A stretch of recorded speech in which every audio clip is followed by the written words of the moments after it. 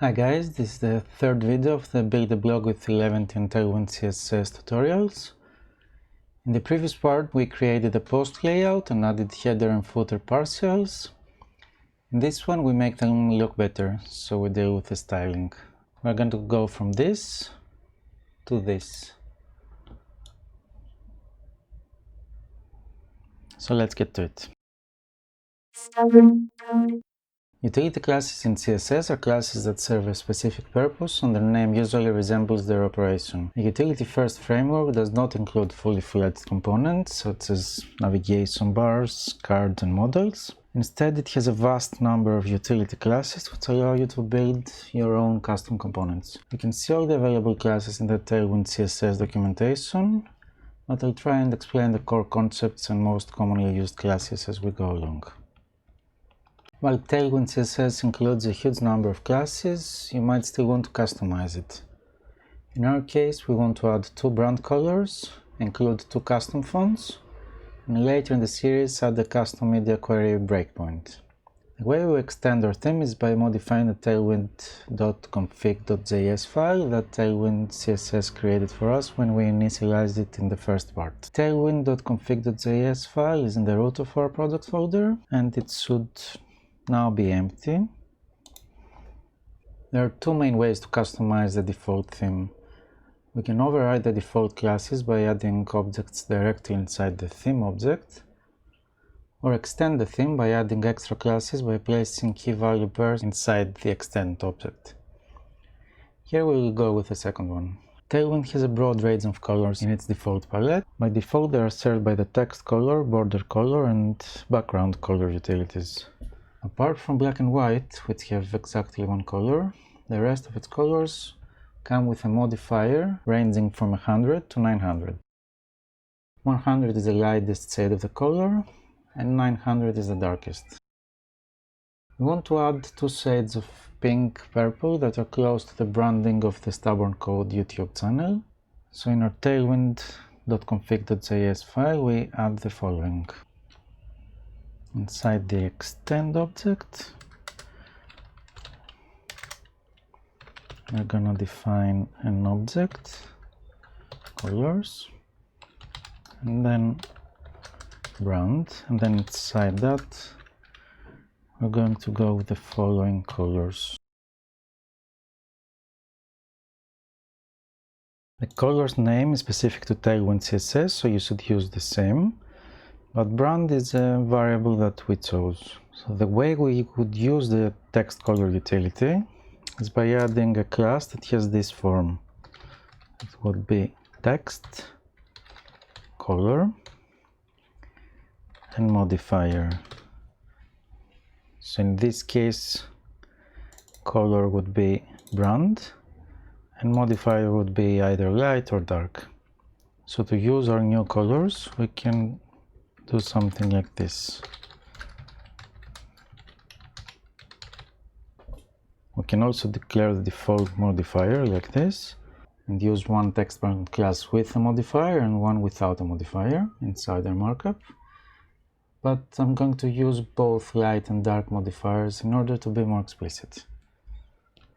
We also want to add our 2 custom fonts, which are Marske and Nanito, which are both free to use. I'll leave all links in the description. When you download the fonts, you'll notice that they're either in TTF or OTF format. Now this works just fine and provide good browser compatibility. I prefer to use WOFF2 or WOFF fonts, since they offer great compression levels.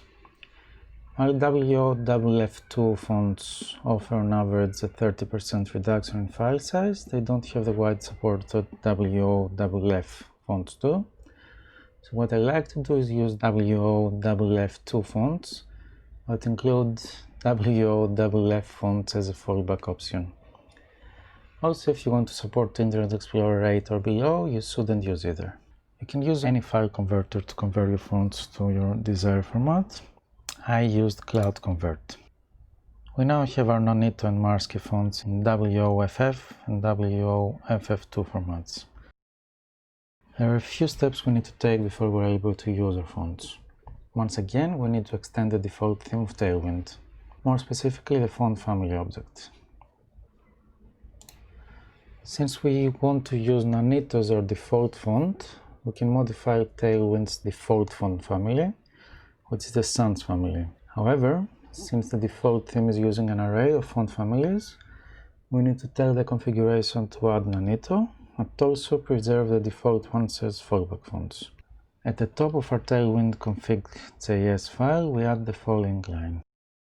This loads the default theme's values and saves them in the default theme variable, default theme. Inside the extend object, we add the font family object,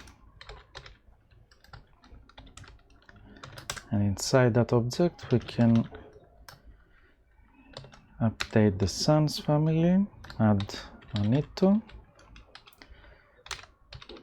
and then include the default values for the Sans font family. For our brand font, we can add markdown and include the default Sans family values again. Here we're using the spread operator.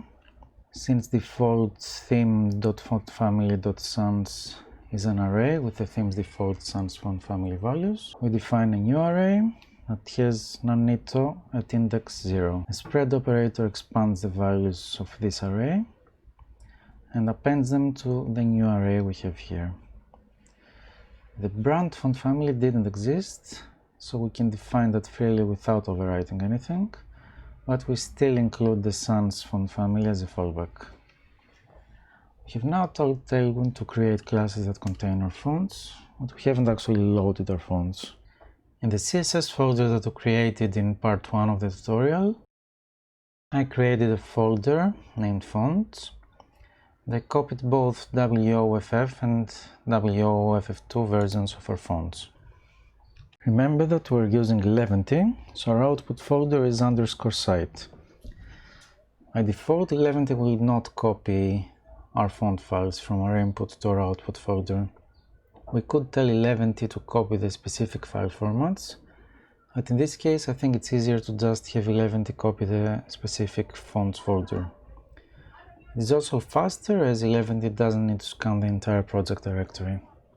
In order to do that, we need to create an Eleventy configuration file. So in the root of our project, we need to create, and the name is important, a file named .eleventy.js. Inside this file, we can either export an object or a function. Exporting a function allows for further customization using a number of helper methods, so we'll go with that. So we can do module export. It should be a function.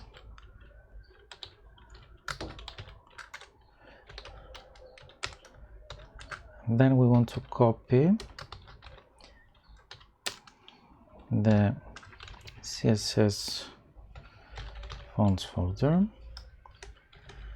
to the _site CSS fonts folder.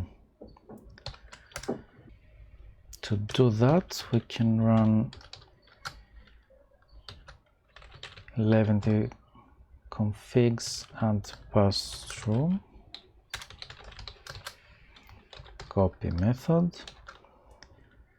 then pass the folder as a parameter. Save the file. Note that pass-through file copy entries are relative to the root of our project and not the Eleventy input folder. Since we didn't specify a different input directory, it doesn't make a difference here, but it's just something to keep in mind.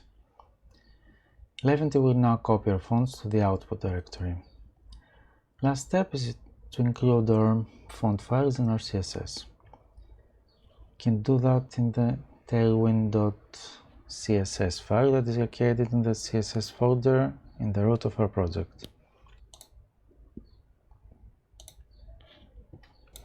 In order to avoid specificity issues, we add any custom styles, including our custom fonts, between the base directive and the components directive. I'm going to copy paste the code and explain what it does. The font face CSS set rule specifies a custom font. The font can either be loaded from a server or locally. Using both local and URL functions, we can look for the font name on the user's computer. If a version of the font is found locally, that one is used. Otherwise, the WOFF2 version that we specified is downloaded. Lastly, if the browser doesn't support WOFF2 fonts, the WOFF version is downloaded and used. Since all our setup is ready, we can now run in the console after we cd into the root of our project, npm run build,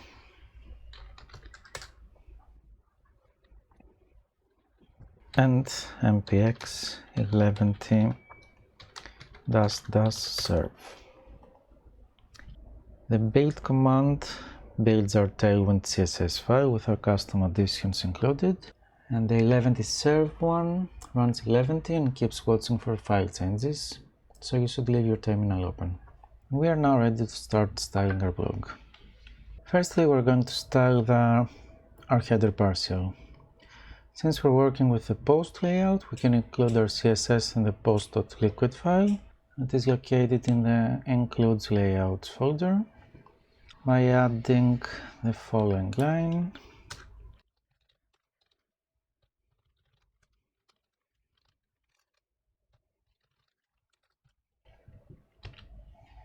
After we add the following line, our post should look like this. When we included the base directive in our CSS file, we told Tailwind to inject its base styles. This set of base styles is called preflight and is built on top of normalize.css. Among other things, it removes the default margins, headings, and lists are unstyled, etc. That means that after we style our header and footer, we need to style our main content as well. But we'll deal with that later. We want our header to be a simple navbar with our logo on the left and an SVG that links to the Stubborn Code YouTube channel on the right. This is what our header parcel looks like at the moment. We want to convert our header tag into a flex container. So we add the following classes. Flex, which is like doing display flex, items center, which is the equivalent of align items center, and justify between, which is the same as justify content space between. Our header now should have our logo on the left and the YouTube link on the far right. Both are centered vertically. Next thing we want is to add some padding in the bottom border, so it's probably a good time to talk about how Tailwind deals with spacing. The default spacing scale goes from 0 to 256 pixels or 16 rem. One spacing unit is 4 pixels or 0.25 rem, and values are proportional. This means that a value of 8, which gives us 32 pixels or 2 rem, is twice the spacing that 4 gives us, which is 16 pixels or 1 rem. Spacing scale is used for paddings, margins, height and width attributes, to name a few. So for horizontal padding of 2 rem, we can use px-8. P is for padding, x is for the x-axis and 8 for our spacing value. In order to add our bottom border, we can add border b2, which is border bottom width 2 pixels, border brand light, which is our custom light brand color, border opacity 75, which gives us an opacity of 0.75.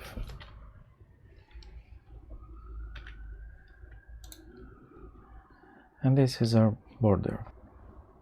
We want our logo to have the custom font that we defined earlier, so we can add the following.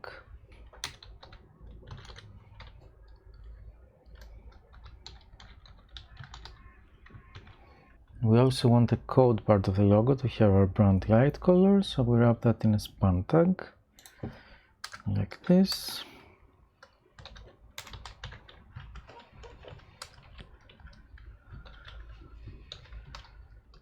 Another class to the span, which is text brand light. And it now looks like this. We want to increase our logo size, but we also want it to change according to the screen size. So we can now talk about Tailwind's breakpoints. Tailwind's breakpoints are basically CSS media queries, and by default are the following: SM for 640 pixels, MD for 568 pixels, LG for 1024 pixels, and XL for 1280 pixels. We can also add our own, which is something that we'll do later on. As you might have noticed, these breakpoints are min width, which means that if you specify a class for a breakpoint, that class will come into effect for resolutions that match that breakpoint and higher. We can also specify max width breakpoints, but we won't do this in this series. We use this as a prefix modifier in front of the class that we want to use. So we add the following classes to the P that holds our logo.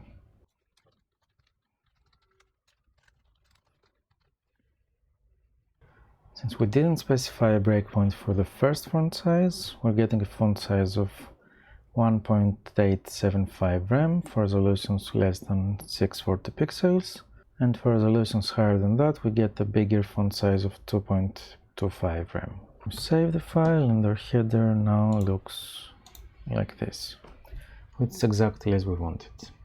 Only thing left in our header is the YouTube link. We remove the height attribute from the SVG element and add the following class to specify the height, which gives us a height of 3 rem.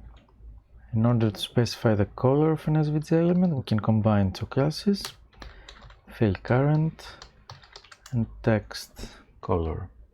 In our case, we want text brand light. If we now save, we have this, and we are done with the header partial. Our footer styling is going to be similar to our header styling. Right now this is our footer. So in our footer HTML partial file, we want to make the footer into a flex container. So we add the following classes.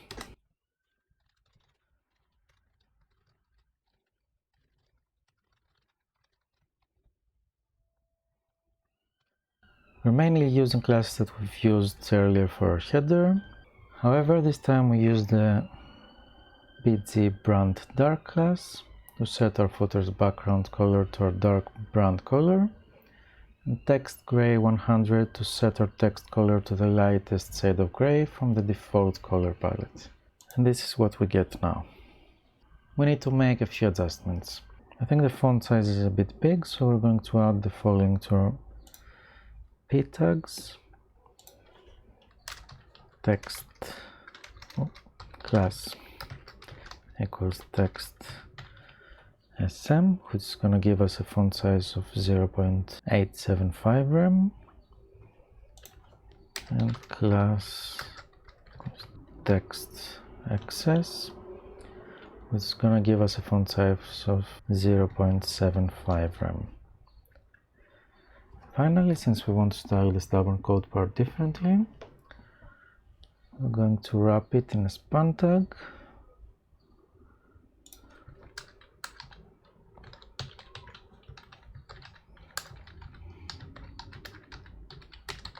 And add the following classes.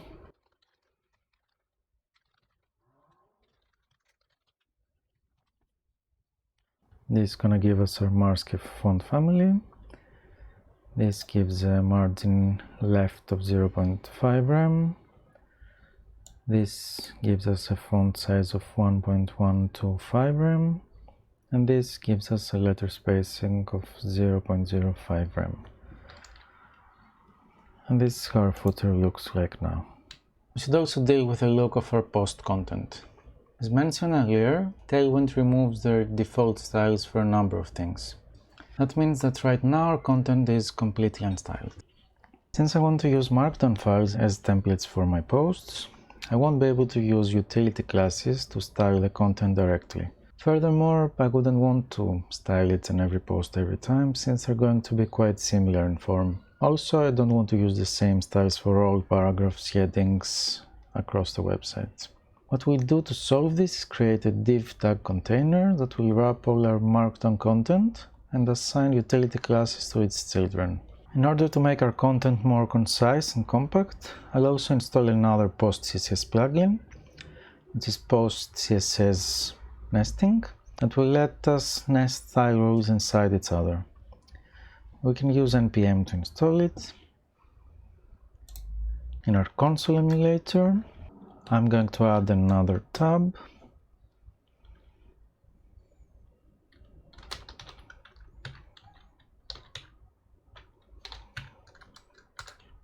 Then install it through npm using npm i. It stands for install PostCSS nesting. We also need to include it in our postcss.config file.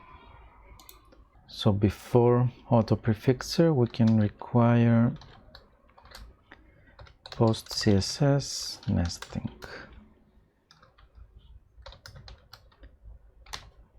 And save the file. We can now add our custom CSS in our input CSS file, tailwind.css, that is located in the CSS folder. Tailwind's @apply directive lets us compose CSS component classes from the existing utilities.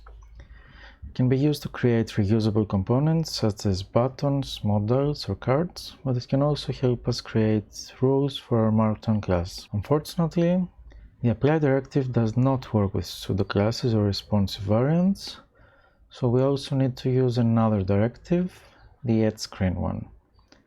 Since we're defining custom components, it is recommended to place them between the components directive and the utilities directive in order to avoid any specificity issues. Keeping this in mind, inside the file I'm going to copy paste the following.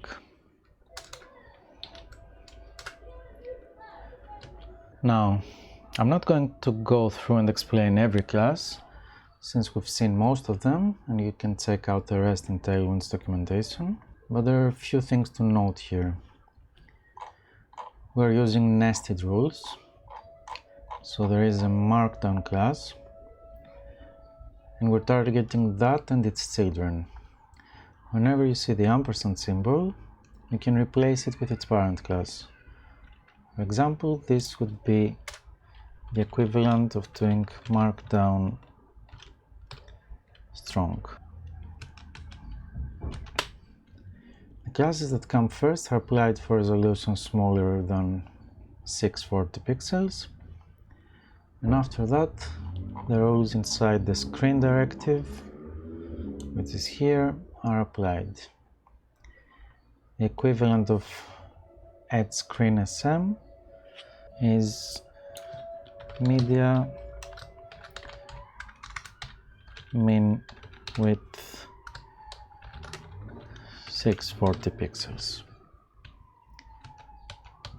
I'm gonna undo that. There are no right or wrong values here. I came up with these values after experimenting and adjusting according to my needs. Feel free to use the values I provide, use them as a base and work from them, or use your own. I'm gonna leave a link in the description of the text version of this tutorial so you can copy the values. Remember that whenever you make changes to this file, you need to run your PostCSS script in order to generate the output CSS file by running the following in the console: npm run build.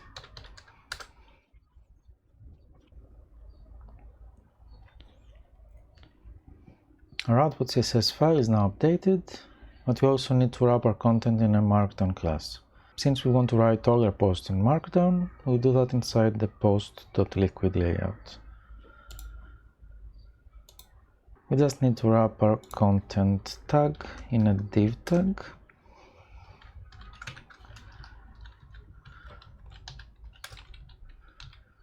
And add the markdown class.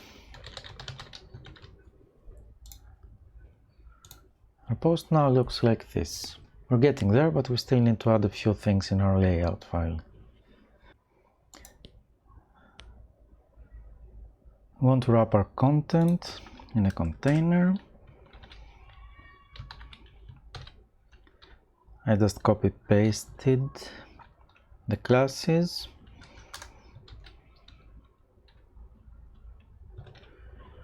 I'm not gonna go through and explain all of them. Once again, you can find the code in the text version of the tutorial. So now we have this. Before our content, we also want to display our post title.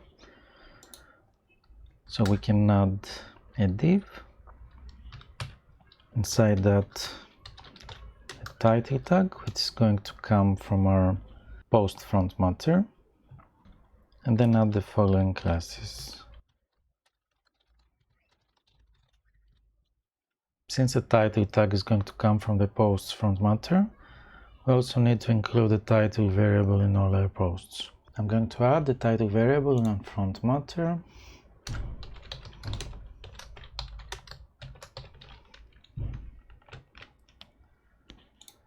Below our post title, we want to display some information about the post. The date of the post, how long it takes to read the post based on the word count, how long it takes to watch the video, provided that there is one. So I'm going to paste the code and go through some key points.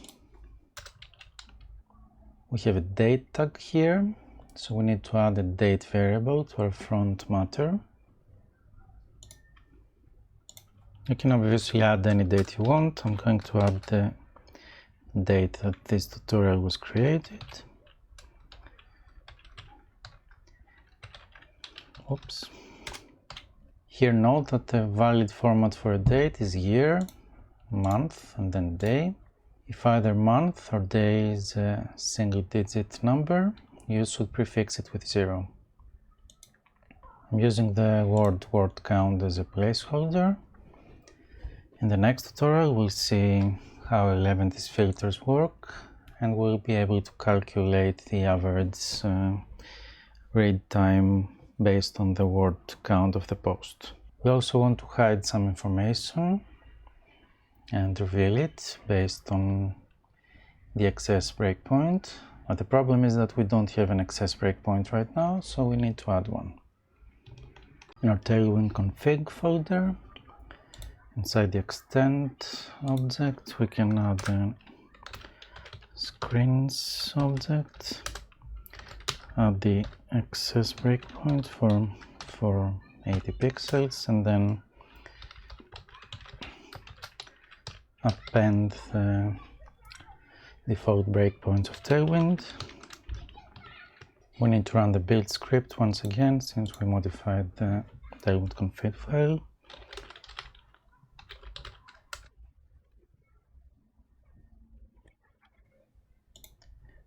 We also see that we have two if control flow tags. The content inside these if blocks will only be displayed if the video link variable exists in our front matter. If it exists, we're going to display the video duration and the too long didn't watch paragraph. So let's add some dummy values for now.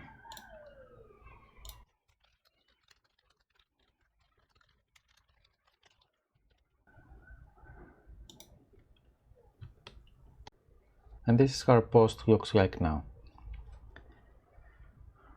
In the next part of the series, we'll introduce Eleventy's filters that will help us fix the date format and also calculate how long it needs to read the post based on the word count. That's it for now. I'll see you in the next video.